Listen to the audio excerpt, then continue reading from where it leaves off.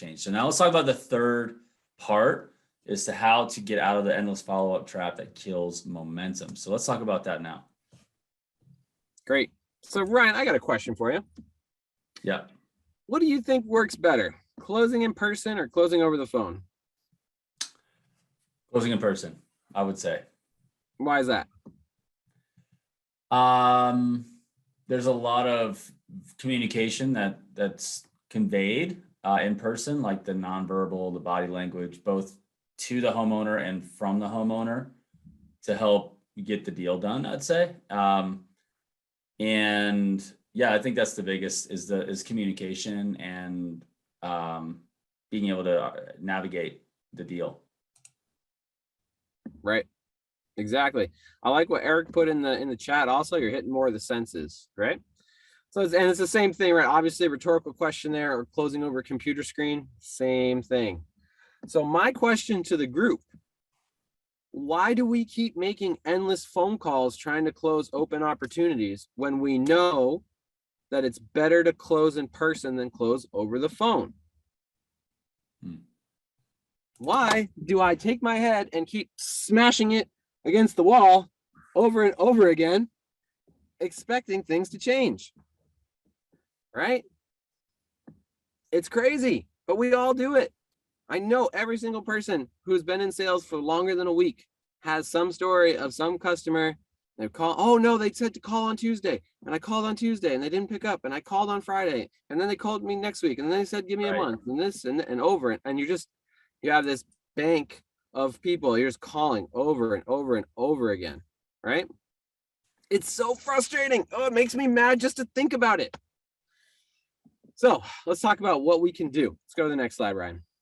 I mean, that's just for a second though, like the reason why I think a lot of this is you don't really have an optimal next step that's great for you and for them. You can't really help them if they don't work with you. So you think you're helping them when they ask you to call them at the time that, like, so you're believing this like lie that they're being helped when they ask you to call them because that's what they're asking you to do. But in fact, you're not actually able to help them because they don't buy from you when they do that. They're not going to buy. And so you're not actually helping them anyway. So it's like, it's this weird place where salespeople can just feel like they're doing their best to be helpful and doing their job, but it doesn't get results and nobody gets helped. And so it's like, that's why sales can be so frustrating. So this could be a trap where you're doing what you think is right. You think it's right. That's the tough part. Like you're so energized by doing what you think is right, but then if it doesn't turn into like you winning and you being successful. So I can see you put all this time in, right? You put all this time in to go to their house, to diagnose their problems, to prepare a quote, to share it with them, to try to solve and complete what they need, right? To give them what they need. And then it's just like, you're just waiting. You're like, okay, well, I put all this time in and hopefully it comes back.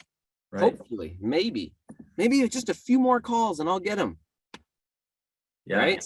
It's wild. You're hitting it right on the head. So let's talk about what we do. All right. So similar to what we talked about on the last step, where we're going to schedule a time to come back, we got to find a reason to get back in front of the prospect. Now, sometimes it's really obvious, and sometimes you got to get a little more creative. So like a great example, color samples.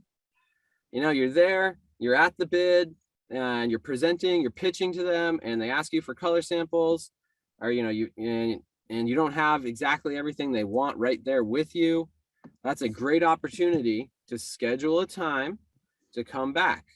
Or, you know, even after the appointment, like, yeah, we'll call you in a week or two, or call us in a month, whatever.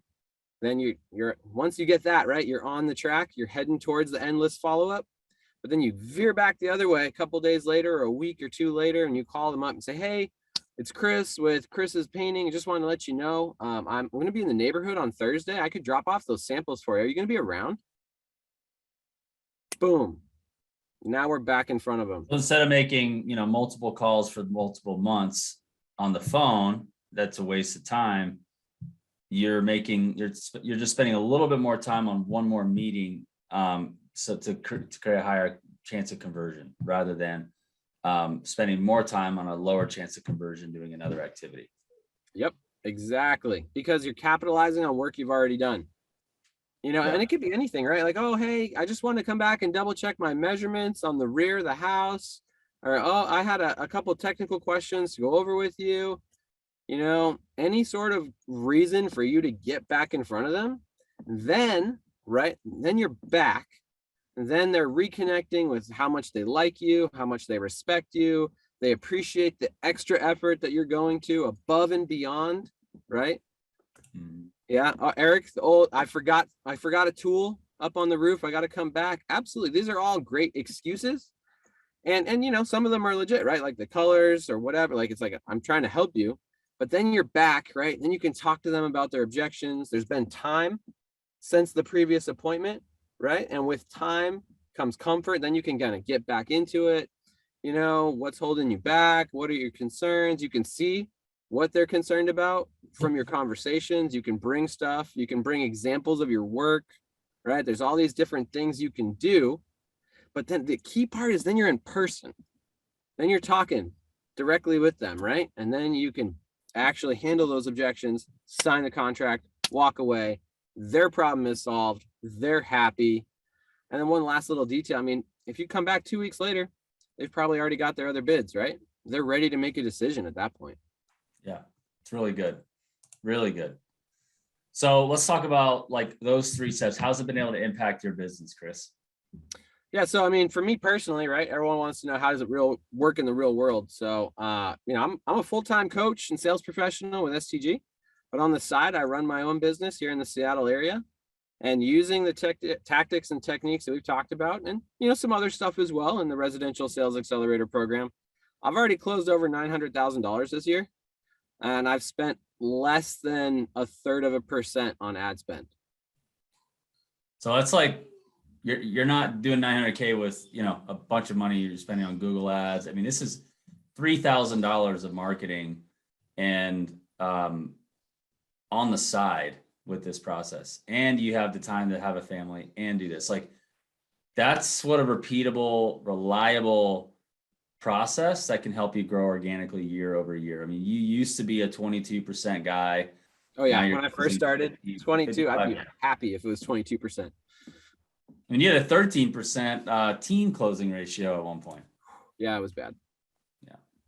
But now, right now, years later, with these tactics and techniques, this is what we can deliver. I mean, at the end of the day, imagine that you have each of your sales reps already closing 900K in May. You know, you're May 3rd. May 3rd. May the 4th. Yeah. So now it's Star Wars Day and we're at almost 1 million.